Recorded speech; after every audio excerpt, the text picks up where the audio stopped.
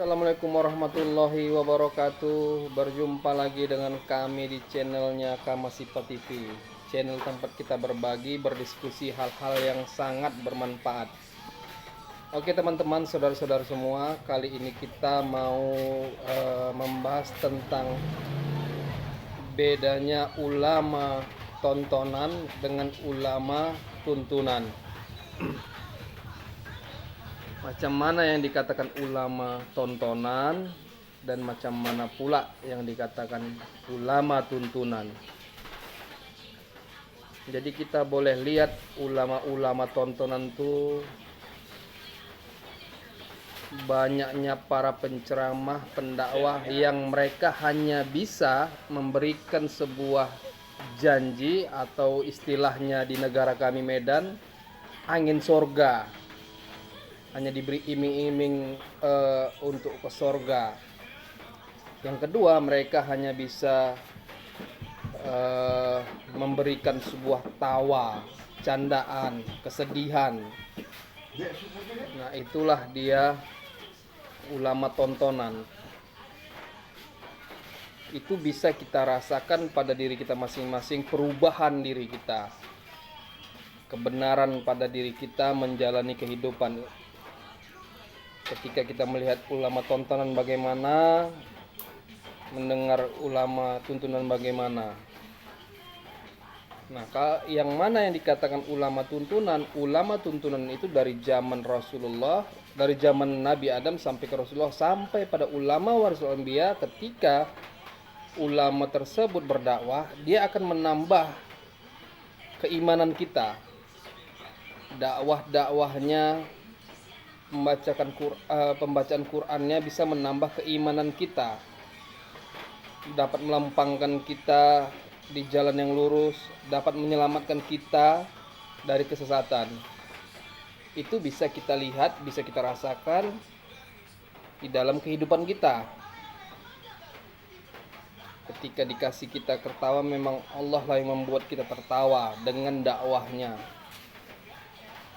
Dan ulama tuntunan bisa mengajarkan kita untuk membedakan mana hak, mana batil, mana setan, mana malaikat, mana jin dan segala macamnya, mana Allah dan mana Quran yang sebenar-benarnya. Itulah ulama tuntunan. Ulama tuntunan itu membacakan ayat-ayat Allah, keimanan kita bertambah. Ketika disebutkan nama Allah, maka bergetar hati kita. Itu ulama tuntunan. Tapi ulama tontonan itu hanya ulama yang bisa memberikan iming-iming yang mereka sendiri pun tidak tahu. Ulama tontonan memberikan iming-iming surga, menakut-nakuti tentang neraka, memberikan hanya gelak tawa. Tapi tidak bisa mereka menambah keimanan kita. Bagaimana bisa kuatnya keyakinan kita terhadap Allah? Bagaimana kita bisa dapat membedakan yang mana Allah, yang mana malaikat, yang mana setan? Nah, ulama tontonan nggak bisa itu. Itu bisa kita buktikan langsung kepada diri kita.